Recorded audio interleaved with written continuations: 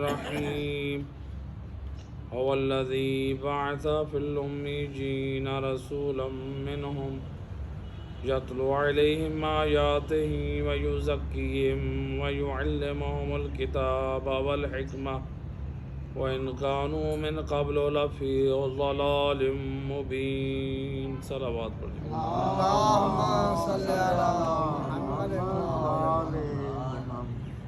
ارباب اعضاء، قرآن کریم کی جس مشہور و معروف سورہ جمعہ کی آیہ مجیدہ کو پڑھنے کا شرف حاصل کیا ہے، ماشاءاللہ، کہ جس میں پروردگار اپنے نبی کے بھیجے جانے کے مقصد کو ذکر کر رہا ہے. اللہ بتا رہا ہے کہ میرا حبیب، میرا نبی، تمام انبیاؤں کا جو سردار ہے، اس کو کس مقصد کی خاطر میں اللہ نے بھیجا ہے. سبحان اللہ. کائنات میں کوئی چیز بھی ہے بے مقصد نہیں ہے، با مقصد ہے. یہ ایک چھوٹا سا کپڑے کا ایک ٹکڑا، اسے ایک شکل دے کے اسے اس لیے بنایا گیا ہے کہ جس سے منہ صاف کیا جائے، ہاتھوں کو، ایک مقصد اور غرض تھی.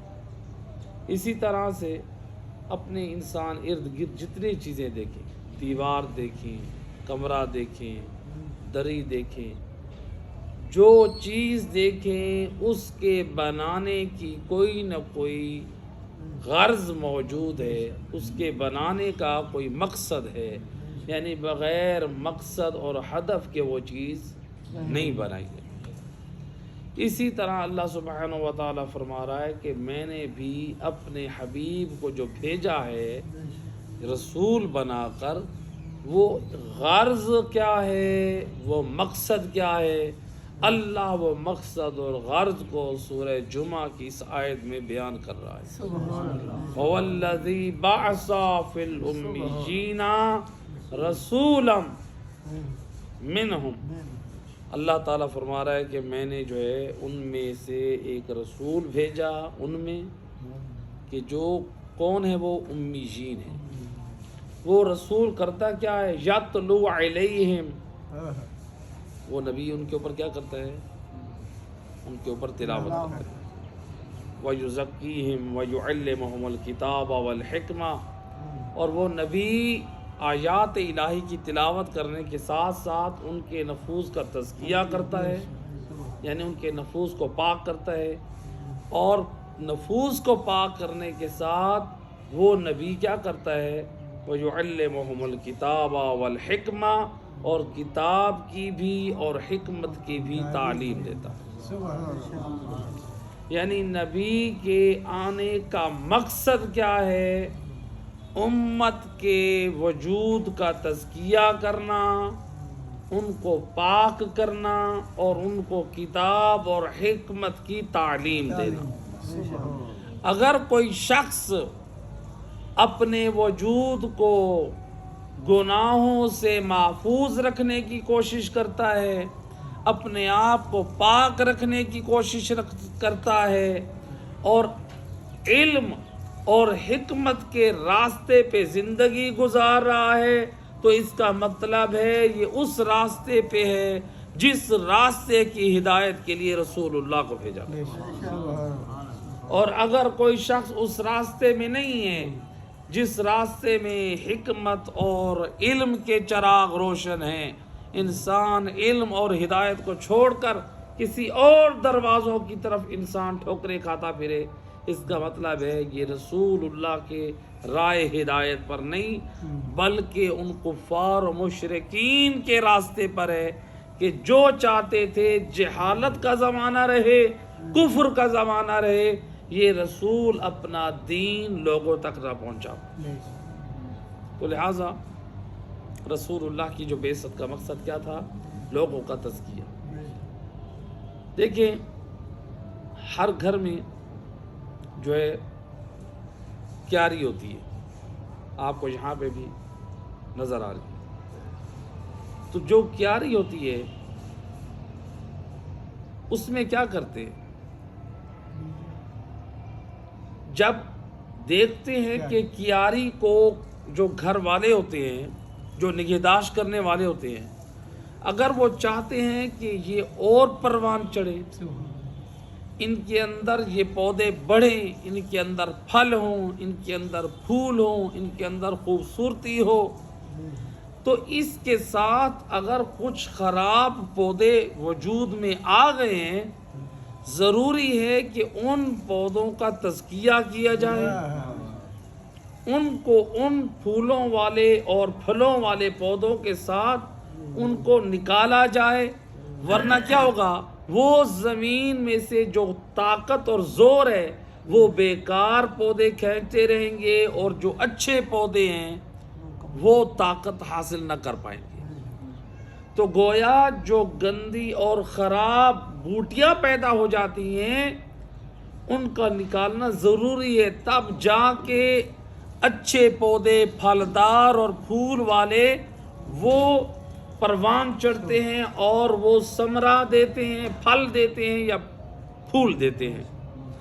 اسی طرح سے انسان بھی، اور اس کے ساتھ کتنی ایسی دنیا کی خرابیاں اور برائیاں موجود ہیں، اگر یہ اپنی زندگی کی، اگر یہ کیاری میں سے ان گندگیوں کو، ان گناہوں کو، ان گمراہیوں کو، ان جہالت کو، ان برائیوں کو دور کرے گا، تو پھر یہ انسان اس طرح سے پاک ہوگا کہ میدان قیامت میں اس استقبال چہاردہ معصومین کا۔ لیکن اگر اس نے اپنی زندگی کی کیاری کو نہ سجایا اور اپنی زندگی میں بدعمالیاں اور برائیوں کو بھی ساتھ رکھا، تو پھر کامیابی کی وہ زندگی نہ گزار پائے گا، بلکہ برائیوں اور گمراہیوں میں ہی تباہ و غرق ہو جائے گا۔ ایک صلوات پڑھ دے محمد۔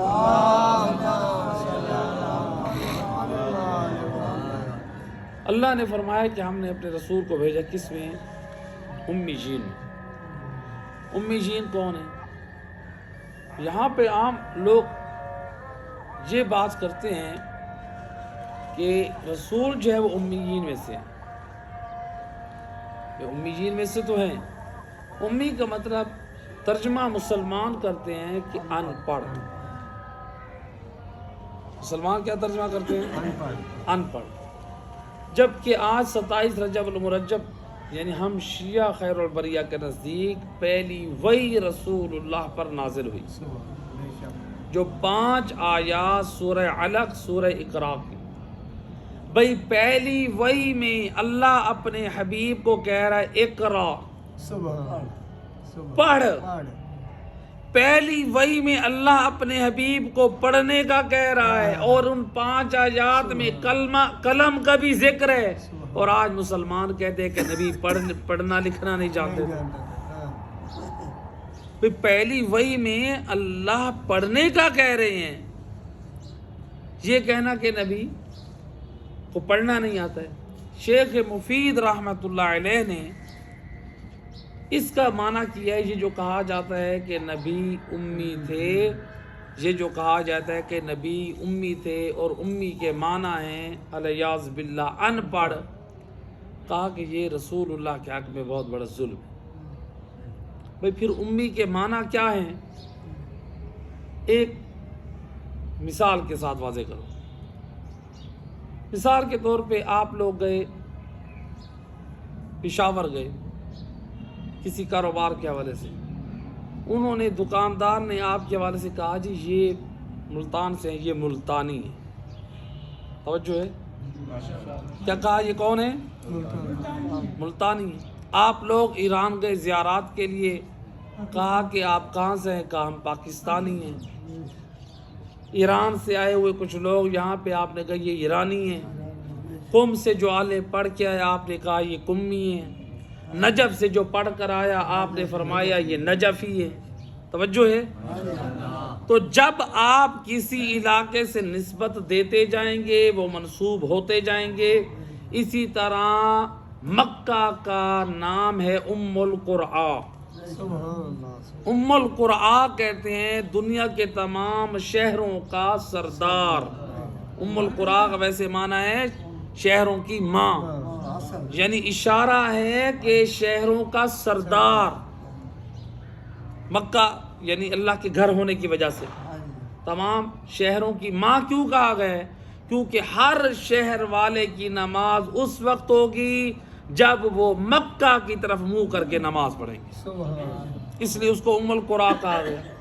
تو کہا جو مکہ میں رہنے والے ہیں اسے ام القرا، تو اس کو جو مکہ میں رہنے والا ہے اس کو کہیں گے امی، یعنی ام القرآ کا رہنے والا۔ اسی لیے رسول اللہ کو جو کہا گیا وہ امی تھے، یعنی وہ مکہ کے باشندے تھے، مکہ کے رہنے والے تھے، نہ کہ الیاذ باللہ وہ ان پڑھ تھے۔ اور دنیا نے اپنی طرح جن کو خود نہیں آتا تھا پڑھنا اور لکھنا، نبی کی ذات پہ جسارتیں کرنا شروع کر دی۔ ایک مل کے صلوات پڑھے محمد۔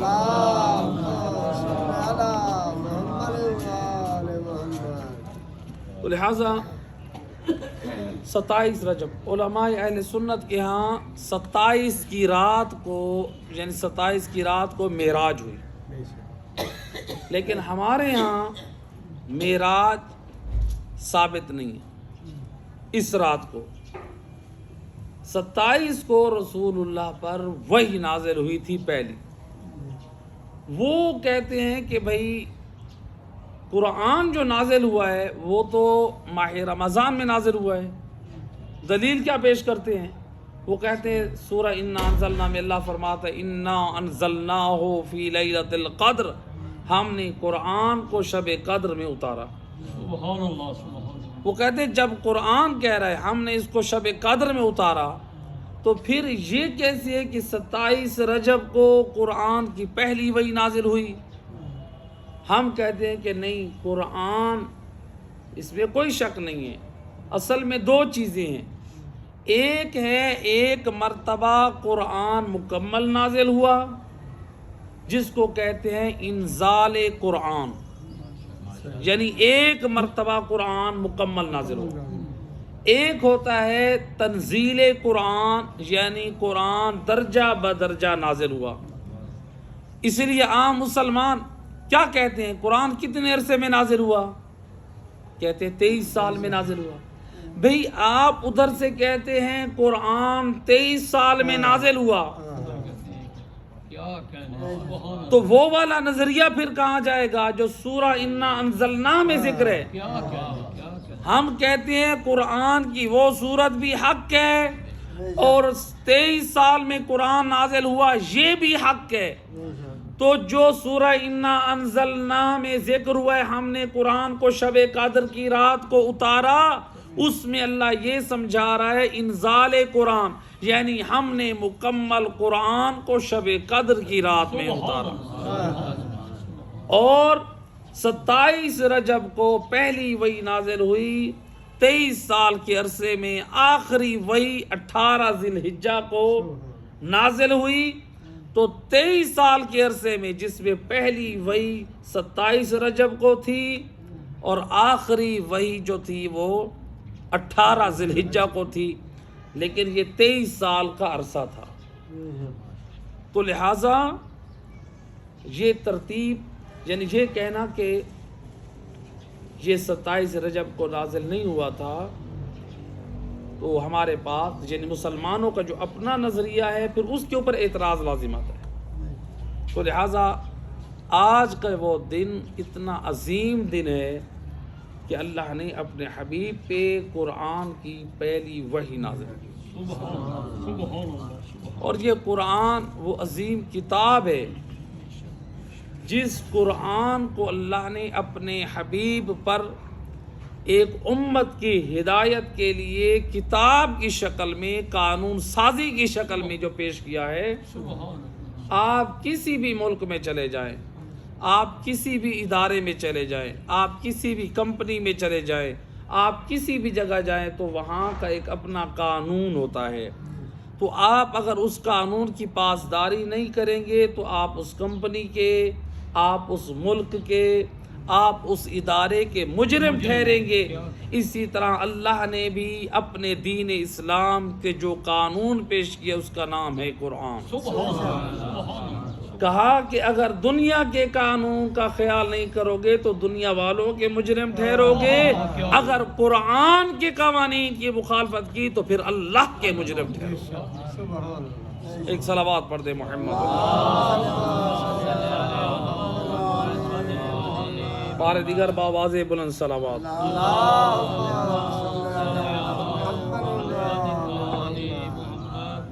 یہ قرآن کوئی معمولی کتاب نہیں، یہ وہ عظیم کتاب ہے۔ آج ہم دیکھیں کہ ہمارا قرآن سے کیا رشتہ ہے، ہمارا قرآن سے کیا تعلق ہے۔ امام علی ابن ابی طالب علیہ السلام،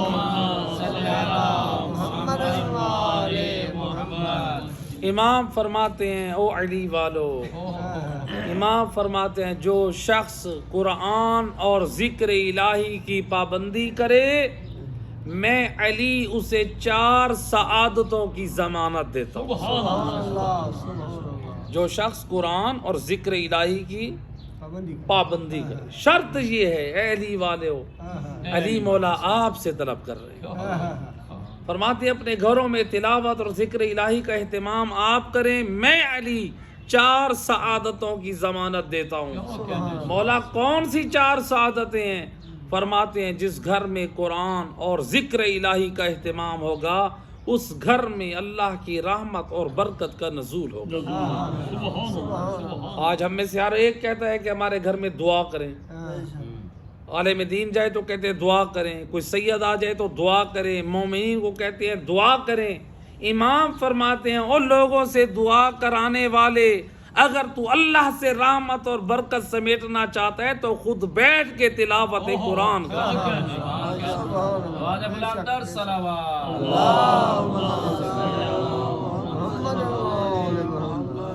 قرآن اور ذکر الہی ملتا ہے کہ امام محمد باقر علیہ السلام، امام صبح سورج کے نکلنے تک قرآن کی تلاوت میں مشغول رہتے تھے، اور جو امام کے گھر میں کنیز یا غلام جن کو قرآن پڑھنا نہ آتا، امام ان کو فرماتے کہ آپ سورج کے نکلنے تک ذکر الہی کی تلاوت کرتے رہے۔ جس کو قرآن نہیں آتا وہ ذکر الہی کرتا رہے، یعنی لا الہ الا اللہ۔ اس لیے میرے صادق امام فرماتے ہیں اللہم صلی علی محمد وآل محمد، امام فرماتے ہیں یہ ذکر لا الہ الا اللہ اس کو فائدہ دے گا جس کے دل میں نور ولایت محمد وآل محمد۔ آل محمد کے چاہنے والوں خوش نصیب ہیں کہ آل محمد آپ کو کسی مقام پہ بھی تنہا نہیں چھوڑ رہے۔ تو لہذا قرآن کا ذکر، قرآن اور ذکر الہی اس کی پابندی کرنا۔ روایت میں ہے کہ امام زین العابدین علیہ السلام، امام جب اپنے گھر میں قرآن کی تلاوت کرتے تو امام کے دروازے پہ گزرنے والے لوگ کھڑے ہو کر امام کی آواز جو قرآن کی تلاوت ہوتی اس کو سنتے رہتے، گریہ بھی کرتے رہتے، تلاوت قرآن بھی سنتے رہتے کہ وارث قرآن آج قرآن کی تلاوت کرتے۔ اپنے گھروں کو آباد کریں تلاوت قرآن سے، اپنے گھروں کو آباد کریں ذکر الہی سے۔ امام فرماتے ہیں پہلی سعادت جی کہ اس گھر میں رحمت اور برکت نازل ہو۔ دوسرا امام فرماتے ہیں جس گھر میں تلاوت قرآن اور ذکر الہی ہو اس گھر میں ملائکہ آ کر اپنی رہائش رکھتے ہیں۔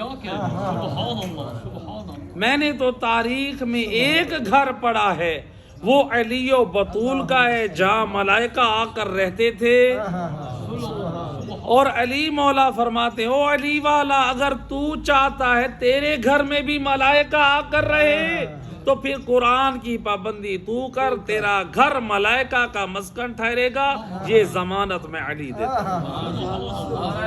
حیدری واجب الاقدار صلوات قرآن سے انس رکھے، سبحان اللہ قرآن سے محبت ہونی چاہیے۔ قرآن دونوں جانوں کا سردار ہے۔ کیا قرآن کے نازل ہونے کا مقصد کیا ہے؟ کہ اس لیے نازل ہوا تھا کہ جب ہم بیٹی کی شادی کریں تو قرآن کے نیچے سے گزار دیں، اس لیے ٹھیک ہے آپ اس کی برکت حاصل کریں، لیکن جو اس کی حقیقی برکت ہے وہ یہ ہے کہ قرآن کے مطابق اپنی زندگی کو بدل دیں۔ قرآن کیا قرآن اس لیے نازل ہوا تھا کہ ہم گھر میں پیسے اس میں چھپا کر رکھیں؟ کیوں چھپا کے رکھتے ہیں وہاں پہ؟ بھئی چور یہاں سے نہیں اٹھائے گا، اس کا مطلب ہے چور کا قرآن سے تعلق نہیں ہے۔ توجہ ہے؟ ذرا غور کریں، یعنی ہم پیسے رکھ رہے ہیں قرآن میں، گویا یہ نظریہ ہے کہ قرآن سے چور کا تعلق نہیں ہے۔ اگر ہماری زندگی میں قرآن نہیں ہے تو کیا ہم چور ہیں؟ میرے دوست غور کر، کیا قرآن سے کافر کا رشتہ ہے؟ نہیں ہے۔ میرے دوست جب قرآن سے کافر کا رشتہ نہیں ہے، ذرا غور کر، کیا میں کافر ہوں کہ میرا قرآن سے رشتہ نہیں ہے؟ کیا مجنون اور پاگل کو آپ قرآن دینا پسند کریں گے؟ میرے دوست فکر کر، غور کر، اگر قرآن تیری زندگی میں نہیں ہے فکر کر، کیا تو مجنون ہے؟ یعنی آپ یہ کہتے ہیں کہ چور قرآن سے دور رہتا ہے، آپ کہتے ہیں جو نجس ہوتا ہے، حالت نجاست میں ہوتا ہے، وہ قرآن سے دور رہتا ہے، جو پاگل ہوتا ہے وہ قرآن سے دور رہتا ہے، جو کافر ہوتا ہے وہ قرآن سے دور رہتا ہے۔ میرا دوست تو اگر ایمان والا کلمہ گو ہے، بتا پھر تو کس میں ہے اگر تیری زندگی میں قرآن نہیں؟ جب ہم کہتے ہیں کافر قرآن کے قریب نہیں رہتا، نجس انسان قرآن کے قریب نہیں ہوتا، پاگل قرآن کے قریب نہیں ہوتا، تو بتائیں پھر ہم کون ہیں اگر ہماری زندگی میں قرآن نہیں؟ تو لہٰذا اپنی زندگیوں میں قرآن کو لے کر آئیں۔ تیسری چیز امام فرماتے ہیں، او علی والا، اپنے گھر میں ذکر الہی اور قرآن کی تلاوت کا اہتمام تو کر، شیاطین کا تیرے گھر سے دور رہنے کی ضمانت میں علی دے۔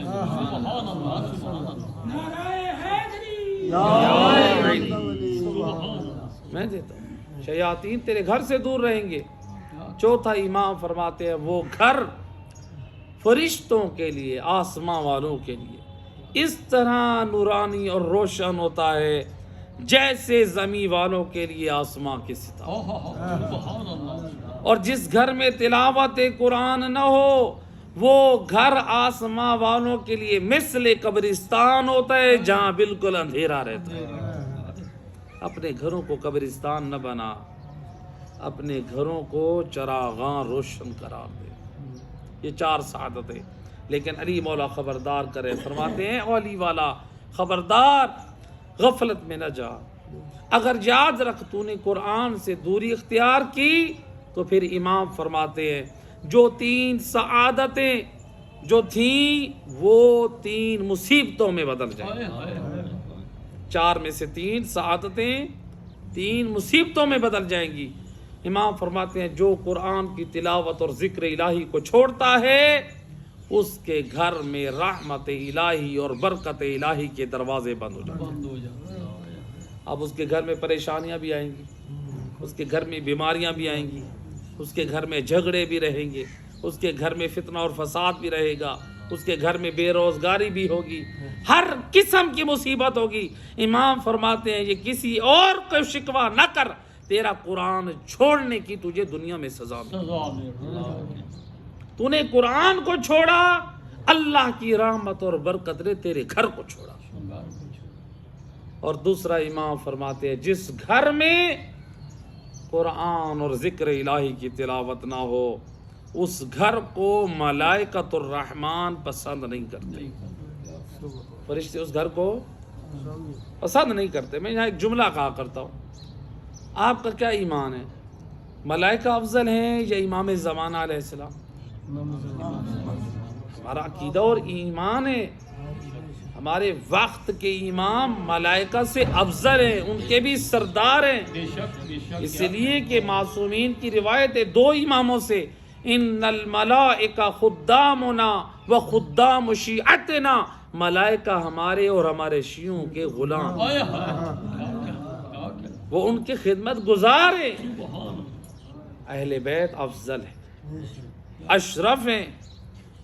تو اب ذرا غور کر میرے دوست, جس گھر میں قرآن کی تلاوت اور ذکر الہی نہ ہو ملائکہ اس گھر کو پسند نہیں کرتے, تو جو ملائکہ کے سید و سردار امام زمانہ ہیں وہ بھلا کیسے اس گھر کو پسند کریں گے؟ نہیں کریں. ہائے ہائے. جب ملائکہ پسند نہیں کریں تو امام پسند کریں گے؟ نہیں کریں. امام بھی پسند کریں. اپنے گھر کو اس قابل بنائیں کہ امام بھی ہمارے گھر کو پسند کریں. اور امام فرماتے ہیں جو تیسری مصیبت ہے کیا, جس نے تلاوت قرآن اور ذکر الہی کو چھوڑا اس گھر میں شیاطین آ کر رہنا آباد ہو جائے. آباد ہو جائے.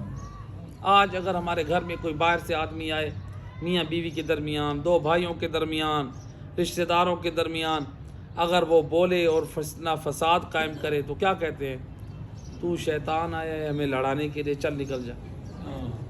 امام فرماتے ہیں اور دنیاوی شیطان کو گھر سے نکالنے والے, اگر تو نے قرآن اور ذکر الہی کو چھوڑا تو پھر ابلیس شیطان تیرے گھر میں آ کر بس جائے گا. لیکن ایک معنی اس حدیث کے یہ ہیں, امام یہ سمجھانا چاہتے ہیں یعنی آپ کی زندگی, آپ کے گھر سے قرآن کا ذکر ختم, تو یعنی قرآن کا حکم آپ کے گھر سے جب باہر نکلے گا تو پھر شیطان کا حکم نافذ ہو جائے گا. پھر گھر میں بے نمازی بھی ہوں گے, پھر گھر میں بے حجاب بھی ہوں گے, پھر گھر میں ناچ گانا بھی ہوگا, پھر والدین کی بے احترامی بھی ہوگی, پھر خمس و زکوٰۃ کی پابندی بھی نہیں ہوگی, پھر دین کا مذاق بھی ہوگا. کیونکہ قرآن یا تو آپ کو نماز کی تاکید کرتا ہے, قرآن یا تو والدین کے احترام کی تعظیم سکھاتا ہے, قرآن جھوٹ اور غیبت جیسے گناہوں سے نفرت آپ کو دلواتا ہے, قرآن آپ کو زکوٰۃ اور خمس کی تاکید کرتا ہے, قرآن آپ کو اللہ واحد کی توحید کا پیغام دیتا ہے, اور نبی پاک کی پاک سیرت کا نمونہ پیش کرتا ہے, اور آل محمد کے پاک کردار کی تصدیق پیش کرتا ہے. اگر ہم نے اپنی نسلوں کو, اپنے بچوں کو قرآن نہیں پڑھایا کیسے معلوم؟ علماء نے لکھی بڑی بڑی کتابیں ہیں. ایک کتاب ایک عالم دین نے لکھی کہ 1000 آیتیں مولا علی کی شان میں نازل ہوئی. کتاب موجود ہے عربی میں. ایک اور عالم دین نے لکھی کہ 500 آیات مولا علی کی شان میں نازل ہوئی, اور پڑھنے والے پڑھتے بھی ہیں. ایسے ہے کہ نہیں؟ ہمارا تو ایمان بھی ہے کہ یہ پورا قرآن قصیدہ آل محمد کی شان میں, یا تو ان کے دشمنوں کی مذمت میں یا پھر آل محمد کی شان میں. آل محمد کی شان میں جو قصیدہ بن کے نازل ہوئی ہے, ذرا غور کر میرے دوست, فکر کر وہ کون سا کردار تھا آل محمد کا, علی مولا کا, کہ جو مولا علی کی شان میں اللہ نے آیت نازل کر دی. توجہ ہے بھئی؟ آپ نے مثلا قرآن میں غور کیا, کہا کہ حالت رکوع میں زکوٰۃ دو, کہا کہ یہ کس کی شان میں ہے؟ مولا علی کی شان میں. تو گویا معلوم ہوا علی نے قرآن کی اس آیت جو نازل ہوئی ان کی شان میں پیغام دیا, اے علی والا غافل نہ رہنا, دیکھ میں نے رکوع کی حالت میں زکوٰۃ دی ہے, خبردار زکوٰۃ سے غافل نہ رہنا. سبحان اللہ سبحان اللہ اسی طرح سے آپ کتنے ایسے قرآن کے احکام موجود ہیں، حج کے احکام ہوں، جہاد کے احکام ہوں، انفاق فی سبیل اللہ کے احکام ہوں، سورہ دہر کہ یہ جو ہے اہل بیت اطہار جناب سیدہ اور مولا علی اور ان کی شان میں نازل ہوا، وہ آیتیں ان کی شان میں نازل ہوئی یا نہ ہوئی؟ وہی بے شک بے شک اس کا پس منظر کیا تھا؟ یہی تھا کہ حسنین شریفین مریض ہوئے اور نظر مانی کس نے؟ علی مولا نے۔ سبحان اللہ نظر مانی کس نے؟ جناب سیدہ نے۔ جب ان ہستیوں نے نظر مانی تو کس چیز کی مانی؟ اس کا مطلب ہے قرآن کی زبانی آل محمد کی نگاہ میں نظر اگر اللہ کے نزدیک کوئی پسندیدہ ہے تو وہ روزہ ہے۔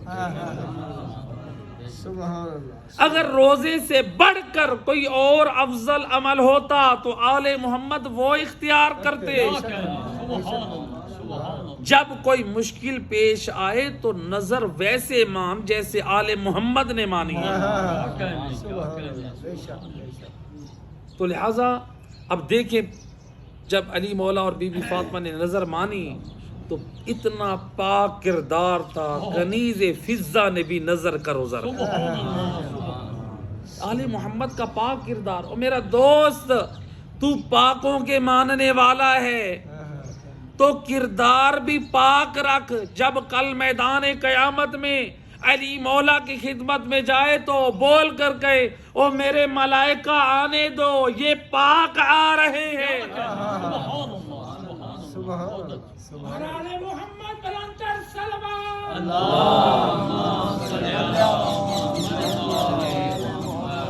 اپنا کردار پاک رکھ۔ کیا کہنے سبحان اللہ اسی لیے میرے پاک امام فرماتے ہیں، میرے سچے امام فرماتے ہیں، صادق آل محمد امام جعفر صادق علیہ السلام، امام فرماتے ہیں اپنا کردار ایسا رکھو، لوگوں سے آپ کا سلوک، لوگوں سے آپ کا اخلاق، جب وہ مریض ہو جائیں تو عیادت کو جاؤ، سبحان جب مر جائیں تو ان کے جنازے میں جاؤ، جب مشکل وقت میں ہو تو ان کی حاجت کو جاؤ، جب وہ آپ کا پاک کردار دیکھیں بے ساختہ بول کر کہیں رحم اللہ جعفر ابن محمد، خدا رحم کرے جعفر صادق پہ، اپنے شیعوں کو کتنا باادب بنا۔ کیا کہنے سبحان اللہ سبحان اللہ اور میرا دوست ایسے پاک کردار کا مالک بن، دنیا والے تیرے کردار کی مثالیں دیں۔ علی والا بڑا نمازی ہے، سبحان اللہ علی والا بڑا تہجد گزار ہے، علی والا جسے ملتا ہے نہ چھوٹا نہ بڑا کسی کو نہیں دیکھتا، پہلے سلام کرتا ہے۔ کیا کہنے سبحان سبحان اللہ اپنا کردار پاک رکھ میرے دوست۔ دنیا وہ ہے، دنیا کی چیزیں دنیا میں رہ جاتی، اللہ خالی ہاتھ آئے تھے اور خالی ہاتھ جانا ہے ہم نے۔ اللہ قرآن میں فرماتا ہے وَتَزَوَّدُوا فَإِنَّ خَيْرَ الزَّادِ التَّقْوَىٰ، تیاری کر کے آؤ، خالی ہاتھ نہ آؤ۔ اللہ کہتے ہیں خود تیاری کر کے آؤ، اس سے پہلے کہ دنیا والے تمہیں تیار کر کے غسل و کفن دے کر بھیجیں۔ اللہ قرآن میں یہ نہیں کہہ رہا کہ دنیا والوں بھیجنے والے کو تیار کر کے بھیجو، بلکہ کہہ رہا ہے خود تیار ہو کر آؤ۔ کیا کہنے کس وقت بلاوا آ سکتا ہے؟ بے شک بے شک ایک صلوات پڑھے محمد۔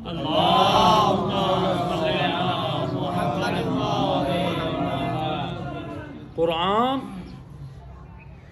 یہ وہ ہے، آج جو قرآن کے حوالے سے گفتگو ہے، چونکہ نزول قرآن کا آج پہلا دن ہے، خوش نصیب ہے علی والا۔ میں کہا کرتا ہوں کہ دیکھیں ماہ رجب میں آپ نے سنا کہ رسول اللہ کے ہاتھوں پہ علی مولا آئے، رسول اللہ فرماتے اقرا یا علی اقرا، اے علی پڑھ۔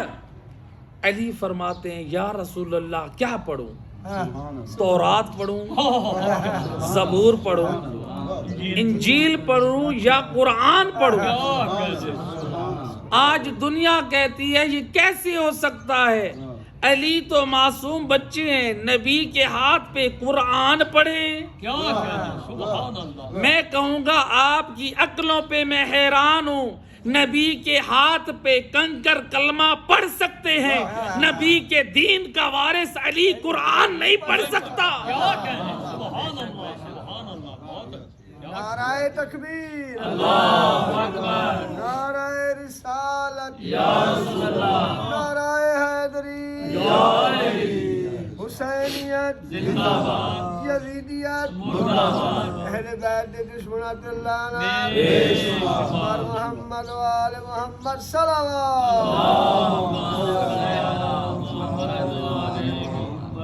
بھئی اگر کنکر کلمہ پڑھیں تو کہتے ہیں یہ معجزہ رسول ہے، تو اگر علی نبی کے ہاتھوں پہ قرآن پڑھے تو پھر یہ معجزہ کیوں نہیں؟ تو پھر یہ معجزہ کیوں نہیں؟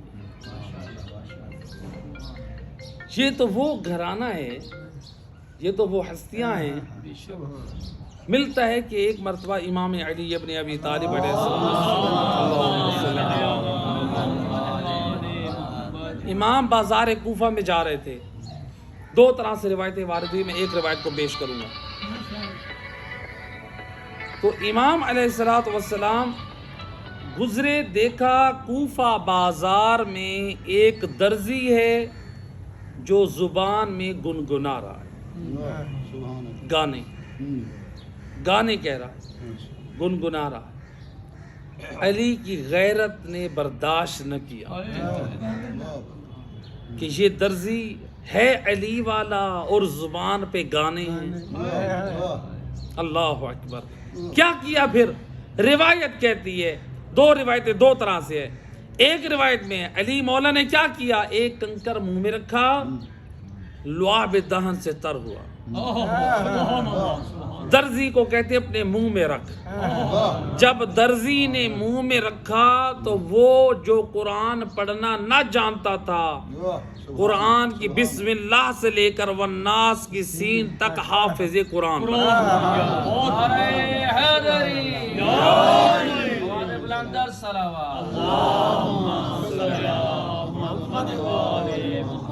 ذرا دیکھ، وارث قرآن نے اپنے لعاب میں چاہنے والے کے لیے قرآن پسند کیا ہے۔ علی مولا کو قرآن سے کتنا عشق ہے، کتنا پیار ہے، جو ولادت باسعادت کے بعد بھی علی حیدر کرار نبی کے ہاتھوں پہ قرآن پڑھ کے دنیا والوں کو سمجھا رہے ہیں۔ اور دنیا والوں آؤ دیکھ لو، وارث قرآن قرآن کی تلاوت، اور وارث قرآن نے کیا پڑھا؟ قد افلح المومنون الذین هم فی صلاتهم خاشعون۔ پہلی آیت میں فرمایا علی والے وہ کامیاب ہیں جن کی نمازوں میں خشوع ہے۔ صرف علی والے کامیاب نہیں کہا، علی والے وہ جو نماز بھی پڑھیں اور خشوع بھی ہو۔ مولا علی کی زبانی قرآن کہہ رہا، مولا علی نے قرآن کی وہ آیتیں پڑھ دی، وہ علی والا کامیاب جو نماز میں خشوع رکھتا ہو۔ اور جس کی زندگی میں نماز نہ ہو، کیا مولا علی اس کی کامیابی کا اعلان کر رہے ہیں؟ لہذا قرآن سے اپنا رشتہ، خوش نصیب ہے میرے دوست، میں کہا کرتا ہوں تو اس گھرانے سے تمسک رکھتا ہے کہ زہرا کا لال حسین ابن علی، اللہم صلی علی کس قدر قاری قرآن۔ کربلا میں امام حسین نے شب عاشور کیا فرمایا؟ انی احب الصلاة وتلاوت القرآن والاستغفار وکثرت الدعاء۔ حسینیت کا پیغام حسین کربلا میں دے رہے ہیں، فرماتے ہیں او حسین والو، پیغام حسینیت کو سمجھنا ہے تو پھر آؤ دیکھو میں تمہیں کربلا سے پیغام حسینیت دے رہا ہوں۔ پیغام حسینیت پہلا یہ ہے، میں حسین نماز سے محبت، دوسرا تلاوت القرآن، حسین کو تلاوت قرآن سے بڑا پیار ہے۔ تیسرا، حسین کو استغفار سے بڑا پیار ہے۔ چوتھا، حسین کو کثرت دعا سے بڑا پیار۔ اس لیے جناب فاطمہ بنت الحسین فرماتی ہیں، اللہم صلی علی محمد وآل محمد، شب عاشور کو، یعنی ادھر میرا بابا اصحاب کے ساتھ، ادھر سے آقا حسین اصحاب کے ساتھ ذکر الہی، دعاؤں میں، مناجات میں، عبادت میں، فرماتی ہے میری پھپھی اماں مصلی محراب میں ساری رات یا تو نماز پڑھتی رہی ہیں یا مناجات کرتی رہی ہیں، اور جناب زینب کی آنکھ میں مسلسل آنسو رہے۔ یہ دیکھ ذرا کربلا والوں نے کتنا درس دیا ہے، قرآن سے عشق ہے، نماز سے عشق ہے۔ ذرا دیکھ زہرا کے لال کو تو قرآن سے اتنا عشق تھا، سر کٹ گیا، نو کے نیزہ پہ سر حسین بلند ہو گیا۔ وارث قرآن نے قرآن کی تلاوت کر کے دنیا والوں کو بتا دیا، اور دنیا والوں، ہم وہ وارثان قرآن ہیں، ہمارا سر تو کٹ سکتا ہے لیکن ہم سے قرآن نہیں چھٹ سکتا۔ میرا دوست، تو تو ان ہستیوں کے ماننے والا ہے جنہوں نے ماں کی گود میں بھی قرآن پڑھا، جنہوں نے نو کے نیزہ پہ بھی قرآن پڑھا، اور تیری اور میری زندگی میں اگر قرآن نہ ہو، اللہ اکبر، ذرا دیکھ ایک نظر اس زندان میں جو میرا قیدی امام یا قرآن کی تلاوت کرتا ہے، یا مناجات کرتا ہے، یا ذکر الہی کی تلاوت کرتا ہے، اور بلکہ ایک جملہ ہے میرے قیدی امام کا، فرماتے ہیں میرا اللہ، میں تیرا شکر ادا کرتا ہوں کہ تو نے مجھے اپنی عبادت کے لیے فراغت کے موقع مہیا کیا۔ اجرکم علی اللہ۔ ہے میرا قیدی امام ایک قید خانے میں نہ تھا، علماء مقاتل نقل کرتے ہیں 7 قید خانے بدلے گئے۔ کیوں بدلے گئے ہیں؟ جب جس قید میں جاتے تھے وہاں کے داروغہ عبادت سے متاثر ہو کر یا وہ روزے دار بن جاتے یا وہ عبادت گزار بن جاتے۔ میں کہا کرتا ہوں آل محمد کا چاہنے والا، ذرا غور کر اپنے کردار میں تبدیلی لا، ذرا دیکھ وہ دشمن تھے، وہ بھی آل محمد کے کردار سے مومن بن گئے۔ اجرکم علی اللہ آزادارو۔ ہے جب ایک ایسا قید خانہ سندھی بن شاہق جو ناسبی تھا، جو یہودی تھا، دشمن آل محمد تھا، جس قید خانے میں امام کو رکھا گیا، میں نے وہ قید خانہ اپنی آنکھوں سے دیکھا ہے۔ اللہ گواہ ہے، جب میں نے اس قید خانے کو دیکھا وہاں پر مجاور بھی موجود ہے۔ جب جانے والے جاتے ہیں نا زائرین، وہ ایک لحظے کے لیے جب بتیوں کو بجھاتا ہے تو پورا قید خانہ اندھیرے سے بھر جاتا ہے، اور اس قید خانے کے اندر ایک بند کوٹھڑی ہے، اس بند کوٹھڑی کے آگے ایک دروازہ تھا جو آج وہ دروازہ موجود نہیں ہے۔ اس دروازے میں ایک سوراخ ہے جو میرے قیدی امام کو کھانے دینے کے لیے، لیکن روایت کہتی ہے جو آج بھی وہ قید خانہ، اللہ آپ کو لے جائے اپنی آنکھوں سے دیکھے، وہ آج بھی جو روایات میں صلوات امام میں جو ذکر ہے، وہ جو قید خانہ تھا وہ ایسے مسطحہ سیدھا نہ تھا، بلکہ اس کی زمین ایک گڑھے کی مانند تھی۔ سندھی بن شاہق نے کہا تھا کہ اے فلاں، تیری قبر بھی یہی ہے، تیرا زندان بھی یہی ہے، اور میرا ہے قیدی امام اس گڑھے میں جو مربع 1 میٹر ہے، اور جس میں کوئی انسان ہائے ٹانگیں پھیلا کر بیٹھ بھی نہیں سکتا، اور سونا کجا۔